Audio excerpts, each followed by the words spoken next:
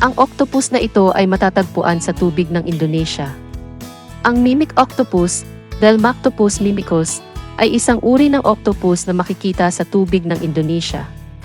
Gaya ng ipinahihiwatig ng pangalan, ang mimic octopus ay nagagawang mag-camouflage o gumaya sa pamamagitan ng pagbabago ng hugis o kulay ng katawan nito. Maaari nitong gayahin ang mga coral reef, algae, at iba pang mga hayop sa dagat. Sa katunayan, maraming buhay na nilalang ang maaaring gayahin ang iba pang mga nilalang na may buhay. Ngunit walang makakapantay sa bilang ng mga panggagaya ng mimic octopus. Walang kalahating sukat. Maaaring gayahin ng octopus na ito ang 15 iba't ibang nilalang sa dagat. Ginagawa ito ng mimic octopus upang takutin o maiwasan ang mga kaaway nito. Ito ang dahilan kung bakit ang mimic octopus ay madalas na tinutukoy bilang ang pinakamatalinong octopus sa mundo.